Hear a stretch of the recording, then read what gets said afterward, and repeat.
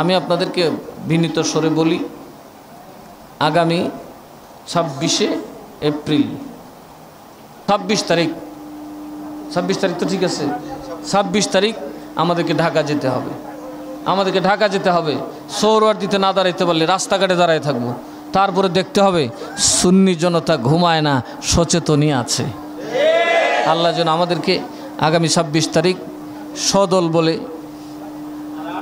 ঢাকায় যাওয়ার সুযোগ দেন। মানে আগামী শনিবার, এই কালকে শনিবারের পরের শনিবারে, আগামী শনিবারের পরের শনিবারে আমার এটা ফেসবুকে দিয়ে দিবেন। দিলে আমাদের মুরিদ যারা আছেন ঢাকায় বা দেশের বিভিন্ন জেলায় বাগদাদি কাফেলার নেতৃত্বে আমরা ইনশাল্লাহ যাব। কে কি বললো সেটা বড় ব্যাপার না, আমাদেরকে ওই ময়দানে হাজির হওয়া হচ্ছে সবচেয়ে বড় ব্যাপার। গেলে এদের দাস হয়ে গেছে, ঠিক না?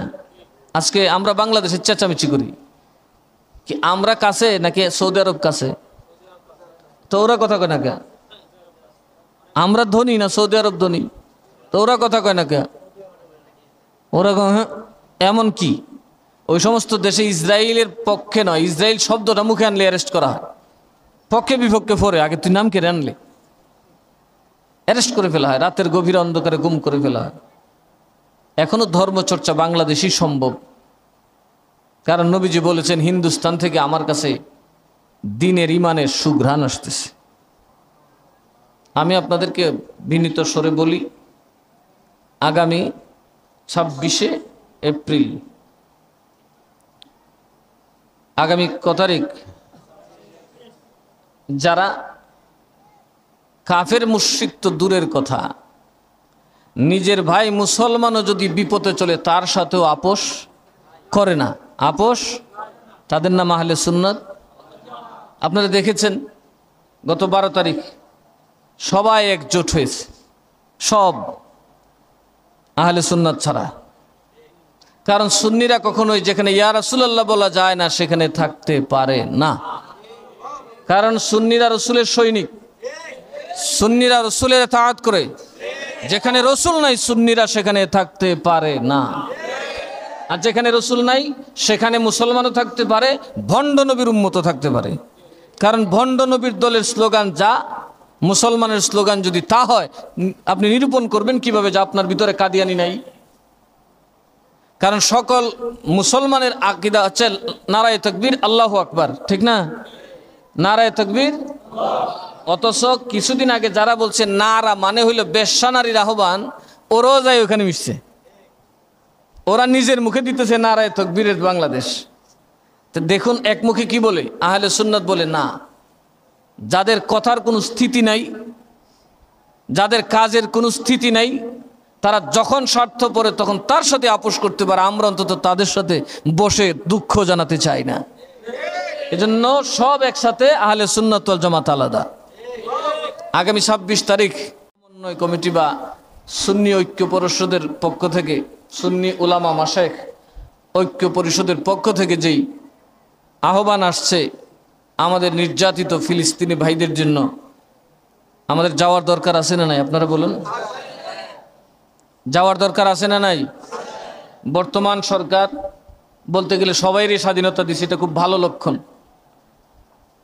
নির্বাচিত সরকার হইলেই এর পক্ষে না তো ওর পক্ষে যায়, ঠিক না বে ঠিক? একজন তো আম্মা টাম্মা শূন্য যান বাঁচাইতে পারলো না, ওনারা যারা আম্মা ডাকলো এরা ওনার খামসায় কাপড় চোপড় ছিঁড়া বাড়িতে পাঠিয়েছে। আমরা কাউরে আম্মাও ডাকতে যাব না, আব্বাও ডাকতে, আমরা যাব ফিলিস্তিনিদের পক্ষে। এই সরকার যেহেতু সবার জন্য সমান সুযোগ যেহেতু দিয়েছেন, আমাদের যাওয়ার দরকার আছে না নাই? এই জিমাইয়া কইবেন মাগু ঢাকা যাবো, তো আপনাকে যখন ধরবে, আমি যে বললাম চুলার আগুন আপনার পিঠে আসতেছে, ইসরায়েলের পরের আগুনটাই লাগবে এই ভারতবর্ষের মুসলমানদের গায়ে। মনে রাখবেন কাজ শুরু হয়ে গেছে, কিন্তু এত সোজা করে বসে থাকা যাবে না। যখন আপনার বাচ্চাকে আপনার সামনে হত্যা করা হবে তখন বইয়া বইয়া কি কলা চুইবেন? পারবেন আপনি চুষতে?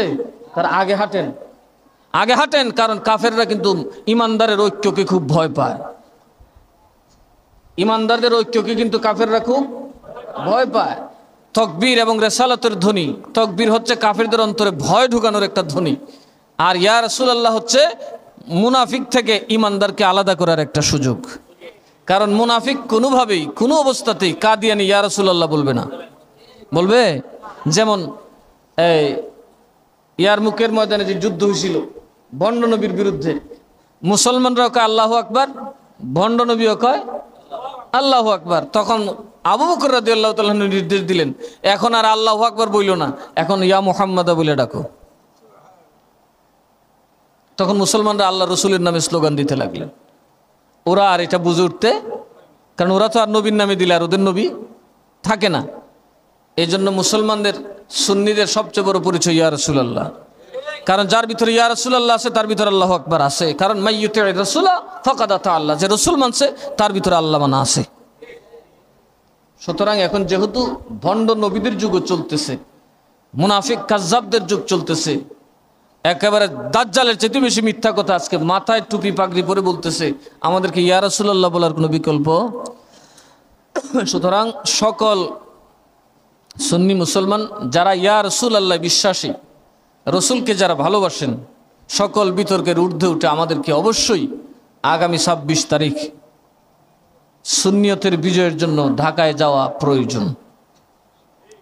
কারো দিকে তাকিয়ে থাকবেন, এটা আপনার ইমানই দায়িত্ব, এটা আপনার রসুলকে খুশি করার দায়িত্ব, এটা আপনার আল্লাহকে খুশি করার দায়িত্ব। কে আমাকে ডাকলো আর কে ডাকলো না, আজ আর সেই দিকে বসে থাকার সুযোগ নাই।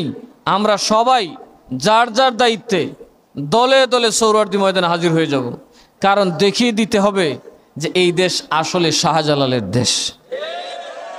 এই দেশে শাহজালালের অনুসারীরা কম নয়, সবাই মিলে যা শাহজালালের অনুসারী একাই তার চাইতে বহুগুণ বেশি। আশা করা যায় তো আপনারা যাবেন, যার যেমনি চলে যাবেন, কারো কথাবার্তার দরকার নেই। পারলে আগের দিন গিয়ে এখানে ঘুমাইবেন, অপেক্ষা করার কোনো সুযোগ নাই। কে নিবে, কে দিবে, কোথা দিবে, এগুলো এখন দেখার সুযোগ আর সময় নেই। এখন যার যেমনি হাজির হয়ে যেতে হবে, কারণ কবরে গেলে আপনার জবাব রসুলের সামনে আপনাকেই দিতে হবে। সেখানে না কেউ থাকবে, না কেউ আপনার দায়িত্ব নিবে। সেদিন এই কথা বললে হবে না যে আপনি আমার একটা উত্তর শিখাই দিলেন না কে, হুজুর আপনি আমার সাথে গেলেন না কে, হবে না। আপনার কবরের জবাব রসুলের সামনে আপনাকে দিতে হবে। সুতরাং এখন কবরের জবাবের সময় আসছে। এখন মুসলমানদেরকে, অন্তত সুন্নিদেরকে, আপনারা দেখছেন মাজার ভাঙ্গা হচ্ছে, তারপরে বিভিন্ন দরবারে দিনের বেলায় লুটপাট, যেগুলো এই দেশের চুর ডাকাতি পর্যন্ত করার সাহস পায় নাই, এখনো করে নেই। এই যে দেশের এই অবস্থাতেও, দুর্যোগপূর্ণ অবস্থাতেও চোর ডাকাতি এরকম কাজ করে নাই যেটা এই ওয়াহাবি খারেজি মৌলবীরা করেছে।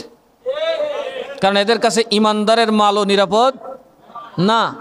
সুতরাং এরা সবচেয়ে বড় ডাকাত। এরা আপনার সুযোগ পেলে ইমানও ডাকাতি করবে, আপনার দৌলতও ডাকাতি করবে, আপনার সব ডাকাতি করে ফেলবে। সুতরাং এই অবস্থায় যদি আমরা ঘরে বসে থাকি, সত্যের পক্ষে কিন্তু আর কেউ থাকবে।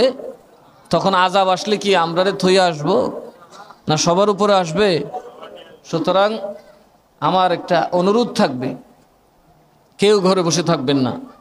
চলতে পারেন, হাঁটতে পারেন, এরকম সকল সুন্নি মুসলমানের উচিত ঢাকায় চলে যাওয়া।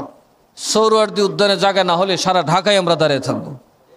আর যখন সোহরাওয়ার্দী উদ্যান থেকে ইয়া নবী সালাম আলাইকে বলবে, যখন সারা ঢাকায় যেন ইয়া নবী সালাম আলাইকার আওয়াজে প্রতিধ্বনিত হয়ে যায়। দেখা যাক এই দেশটা কার দেশ, এটা প্রমাণ করার সুযোগ আসছে। সুন্নিরা খালি সিন্নি খায় না, সুন্নিরা যদি গণজমায়েত করে, তাদের চাইতে বড় গণজমায়েত আর কেউ করতে পারবে না। কারণ সুন্নিরা রসুলকে ভালোবাসে, এরা জীবন দিতে যায়, এরা কি নিতে চায়।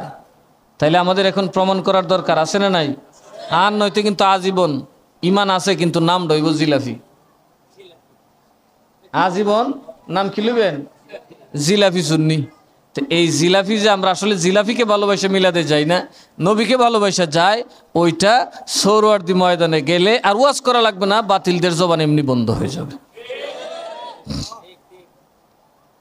যে যেমনি পারেন, গাড়ি ঘোড়া তো থাকবে, প্রত্যেক দরবার থেকেই গাড়ির ব্যবস্থা থাকবে।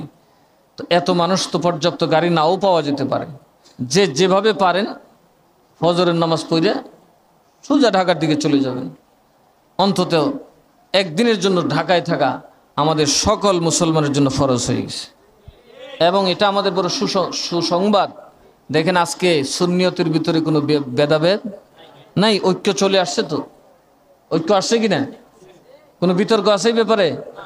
এত শত শত হাজার হাজার আলেম ওলামা পীর মাশায়েখ দেখাও তো একটা সৌভাগ্যের ব্যাপার। মোটামুটি বাংলাদেশের পীর আলেম থাকবে না বাকি যারা ওই ময়দানে থাকবে না। ওই দিন ওইখানে ঘুরলে সবাইরে পাবেন। এটা একটা সৌভাগ্যের ব্যাপার না, একসাথে সবাইরে দেখে নিলেন। তো কাজে আমি আপনাদেরকে প্রাণ থেকে দাওয়াত করি, দাবি নিয়ে দাওয়াত করি, বিশেষ করে আমাদের বাগদাদি কাফেলার, আমাদের কচুয়া দরবার শরীফের ভক্ত মুরিদান যে যেখানে আছেন, যার যার অবস্থান থেকে কারোর দিকে না তাকাইয়া যার যা আছে তা নিয়েই ইনশাল্লাহ ঢাকার দিকে মার্চ করবেন। আমাদের দরবারের কেউ যারা হাঁটতে পারেন চলতে পারেন, যারা হাঁটতে পারেন চলতে পারেন, ওই রকম কেউ যদি ইচ্ছে করে না যান তাহলে আমি ধরে নেব যে আপনি আমার কাছে বায়াত হয়েছেন দুনিয়াদারির জন্য, আল্লাহ এবং রসুল পাওয়ার জন্য আপনার মধ্যে কোনো কিছু বাকি নেই। আমার স্পষ্ট কথা, আমাকে হাদিয়া দেওয়া লাগবে না। এটা আমার আপনাদের ওরস থেকে গুরুত্বপূর্ণ নয়, শুধু এটা সুন্নিদের জাতীয় ঐক্যের প্রতীক এবং সকল সুন্নির ঐক্যমতের দাবি। সুন্নিয়ত থাকলে না আপনার পীরগিরি থাকবে, দরবার থাকবে, কারবার থাকবে, না থাকলে কিছু থাকবে নাই, মাদ্রাসা থাকবে না, মসজিদ থাকবে, কিছুই থাকবে না। বাতিলরা সব দখল করার জন্য মার্চ করবে। সুতরাং এখন সকল দরবারের পাশাপাশি আমাদের দরবারে যত মুরিদিন মুহিব্বিন আছেন সবার কাছে ফেসবুকের মাধ্যমে আমার এই কথাটা পৌঁছে দেবেন। যারা চলতে পারেন, বলতে পারেন, দুইটা টাকা পকেটে আছে, কারো দিকে তাকাবেন না, সোজা ঢাকায় চলে যাবেন। আর আমরা ইনশাল্লাহ পরবর্তীতে কয়েকদিনের ভিতরে কোথায় আমরা যাব, কিভাবে যাব, দরবারের পক্ষ থেকে সবাইকে জানানো হবে। কিন্তু কেউ বৈশা থাকেন না যে বৈশাখ মাস কাজ করবে কে, কাজের মালিক কে, আপনি না আল্লাহ? তাইলে কি নূহ নবীর ওই বৃদ্ধা মহিলা বাস্তব? নৌকায় উঠতে পারে নাই, পাহাড়ে উঠছে, ওরাও মরছে। কিন্তু ওই বৃদ্ধা নারী যে কুরের ঘরে বসে বসে আল্লাহর তসবিহ জপতেছে, তার টেনশনে নূহ আলাইহিস সালাম সবের আগে লাম্বা দৌড় দিছে। আল্লাহ গো এ জানি কি হইলো, আমি তো এই মহিলাটারে আনতে পারলাম না। যায়া গেছে, সালাম আরজ করছে। মহিলা জিজ্ঞেস করে, হুজুর বন্যা কখন শুরু হবে? আরে তুমি কোন দেশে আছো? বন্যা না হইব, আপনি না আমার ডাইকা নিবেন, আমি তো বৈশা রয়েছি আপনার অপেক্ষায় গাট্টি গুট্টি গুল করিয়া, কিন্তু আপনি তো আর আসলেন না। হযরত নূহ আলাইহিস সালাম কাঁদতে কাঁদতে মাটিতে লুটায় পড়লেন যে আল্লাহ তোমার ক্ষুদ্র সবচেয়ে বেশি আমি ভুল করছি, আমি বদদুয়া না দিয়া দোয়া করলে ভালো হইতো। তুমি দেখি ওরে এত বড় বন্যার ভিতরে বলতেই পারে না, আজ তো দুনিয়া শেষ, খানায় কাবাও এসে গেছে, কিন্তু এই মহিলার ঘর আগাগোড়া অক্ষুণ্ণ, সে টেরি পায় নাই কোন দিক দিকে এত বড় বন্যা গেছে। বাঁচানোর মালিককে। তো কাজেই যার যা আছে সব বাদ দিয়ে অন্তত 26 তারিখ তো ঠিক আছে, 26 তারিখ আমাদেরকে ঢাকা যেতে হবে। আমাদেরকে ঢাকা যেতে হবে। সৌরওয়ার্দিতে না দাঁড়াইতে পারলে রাস্তাঘাটে দাঁড়ায় থাকবো। তারপরে দেখতে হবে সুন্নি জনতা ঘুমায় না, সচেতনই আছে। আল্লাহ যেন আমাদেরকে আগামী 26 তারিখ সদল বলে ঢাকায় যাওয়ার সুযোগ দেন।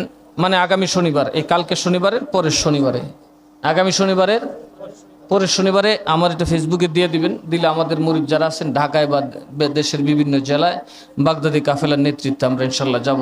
কে কি বললো সেটা বড় ব্যাপার না, আমাদেরকে ওই ময়দানে হাজির হওয়া হচ্ছে সবচেয়ে বড় ব্যাপার। আল্লাহ আমাদেরকে তৌফিক দান।